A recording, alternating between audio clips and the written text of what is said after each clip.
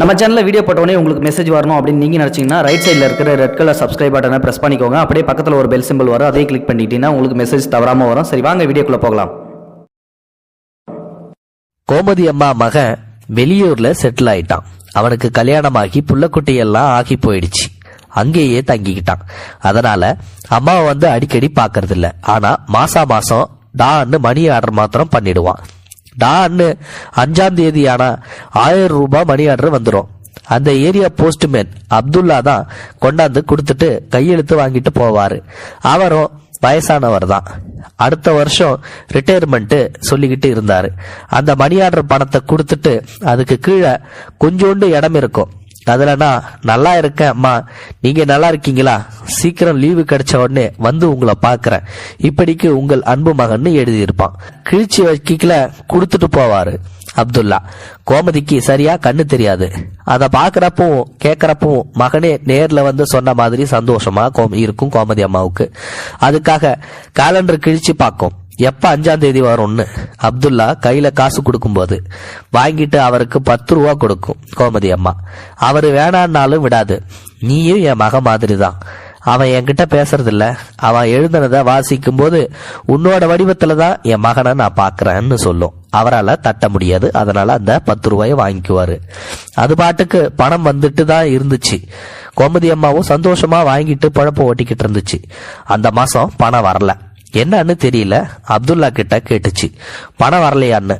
அவரும் சொன்னாரு வரலன்னு. கேட்டதும் கோமதிக்கு கண்ணு கலங்கிடுச்சு. என் மகனுக்கு என்னமோ ஆச்சோன்னு. அதே நேரத்துல அந்த காசை வச்சுதான் ஒருவேளை கஞ்சி நாளும் பொழப்பு ஓடிக்கிட்டு இருந்துச்சு. அதுவும் நின்னு போச்சா? இனிமே நான் பட்டினி தானா, இல்ல தெருவுல கையேந்த வேண்டிய நிலைமை தானான்னு கோமதிக்கு ஒரு எண்ணம் வந்துருச்சு. வயசு 80 ஆகி போச்சு, கண்ணும் தெரியாது. இத அப்துல்லா கிட்ட சொல்லியும் புலம்புச்சு, போய் நல்லா பாரியா அப்படின்னு.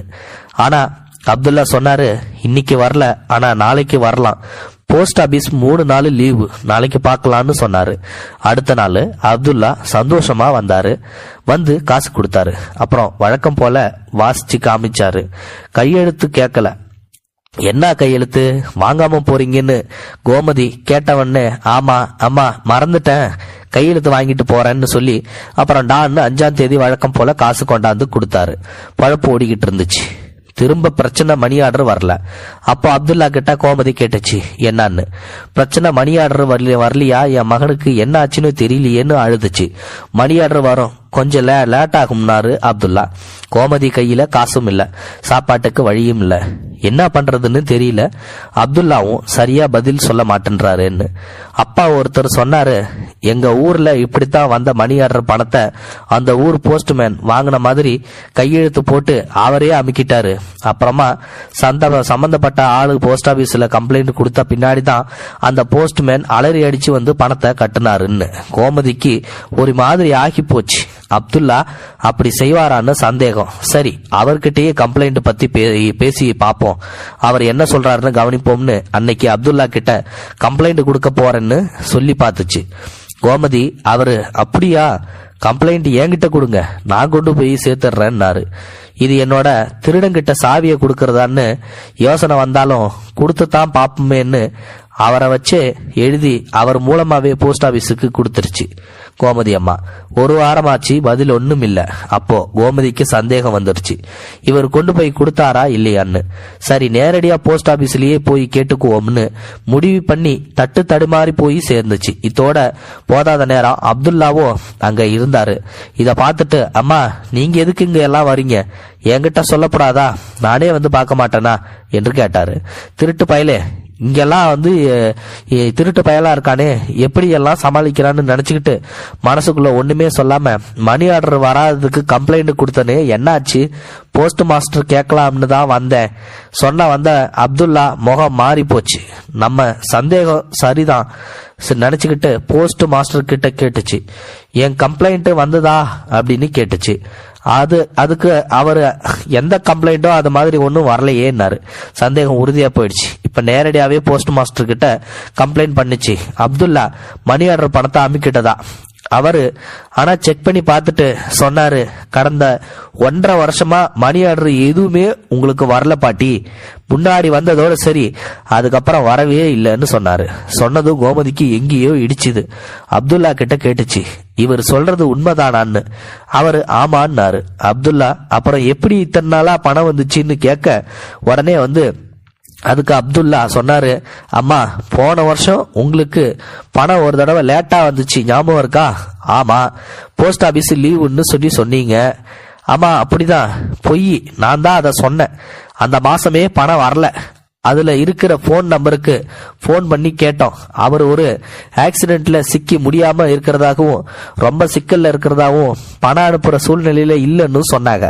உங்க நிலைமைய பார்த்தா பாவமா இருந்துச்சு. அதனாலதான் என்னோட பணத்தை மணி ஆர்டர்ல கொடுத்தேன்.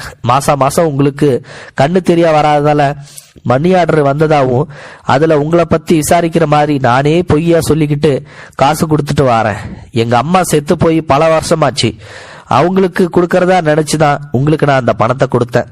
இந்த மாசம் ரம்ஜான்ல எனக்கு பண தட்டுப்பாடு, அதான் லேட்டா நாளைக்கு கொடுத்துட்றம்மா என்று சொன்னார் கண்ணு கலங்க. கோமதி அவரை கட்டி பிடிச்சிட்டு அழுதுடுச்சு, என் மகனே என்று சொல்லி. அதால அதுக்கு மேல பேச முடியல. கண்ணீர் தார தாரையா வழிஞ்சிச்சு. உன்னைய போய் சந்தேகப்பட்டேடா சாமி, எனக்கு சாமி நல்ல கதியை கொடுக்காது, என்னை மன்னிச்சிரியா. காலில் விழ போச்சு.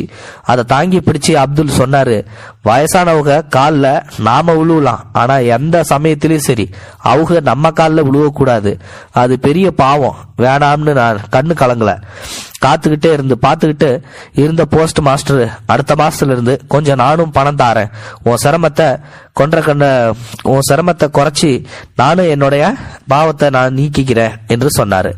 சோ இது ஒரு அருமையான குட்டி ஸ்டோரி தான். இந்த ஸ்டோரி பாத்தீங்கன்னா உண்மையிலுமே வேற லெவல்னே சொல்லலாம். ஒரு தாயுடைய உண்மையான பாசத்தை அனுபவிச்சவங்களுக்கு தான் அதோட வழியே புரிய வரும். அதாவது அவங்க பையன் மாசம் மணி ஆர்டர் பண்ணிட்டு வந்துட்டு இருக்காப்ல. ஆனா அந்த மணி ஆர்டர் பாத்தீங்கன்னா ஒரு சில நாட்கள்ல வரல. இப்போ அந்த மணி ஆர்டர் கொடுக்கறாரு பாத்தீங்களா போஸ்ட்மேனு, அவர் என்ன பண்றாரு, பாவம் இந்த பாட்டி கண்ணு தெரியாம இருக்காங்க, நம்ம அம்மாவை தான் நம்ம கடைசியில ஒழுங்கா பார்க்கல, இந்த அம்மாவையாவது நம்ம அம்மாவா நினைச்சு கொடுப்போம் அப்படின்ட்டு அந்த 1000 ரூபாய் பணத்தை இவர் மாசம் ஆனா கொடுத்துட்டு இருக்காரு. சில நேரங்கள்ல இவரால முடியாத போதும் பாத்தீங்கன்னா என்ன பண்றாரு அப்படின்னா, அந்த நேரத்துல நானும் உங்களுக்கு ஹெல்ப் பண்றேன் அப்படின்ற மாதிரி இவர் அவரோட பணத்தையே கொடுத்திருக்காரு. அந்த பாட்டிக்கு அது தெரியாம என்ன பண்ணுது, கடைசியில பாத்தீங்கன்னா அவர் மேலேயே சந்தேகப்பட்டுறது. இந்த சந்தேகப்பட்டு கம்ப்ளைண்ட் கொடுக்க போறப்பதான் தெரியுது, இந்த மாதிரி உங்களுக்கு 1.5 வருஷமாவே பணமே வர்றதில்ல, மணி ஆர்டரே வர்றதில்ல, ஏன் நீங்க தேவையில்லாம நீங்க பிரச்சனை பண்றீங்கன்னு போஸ்ட் மாஸ்டர் சொல்லிடுறாரு. அதுக்கப்புறம் தான் உண்மையே தெரிய வருது, ஐயோ இங்க எல்லாமே நம்ம தப்பா நினைச்சிட்ட மாட்டேங்க, பாவம் அந்த பையனை சந்தேகப்பட்டமே அப்படின்னு சொல்லிட்டு. இது ஒரு அருமையான ஸ்டோரி தான். இந்த ஸ்டோரி பிடிச்சிருந்தா லைக் பண்ணுங்க, உங்க ஃப்ரெண்ட்ஸ்களுக்கு ஷேர் பண்ணுங்க, கூட சேனலை சப்ஸ்கிரைப் பண்ணுங்க. தேங்க்யூ ஃபார் வாட்சிங். இது போன்ற செய்திகளை உடனுக்குடன் நீங்கள் தெரிந்து கொள்ள மறக்காமல் எங்களுடைய சேனலை சப்ஸ்கிரைப் செய்யவும், கூடவே பக்கத்தில் வரும் பெல் ஐக்கானையும் கிளிக் செய்யவும்.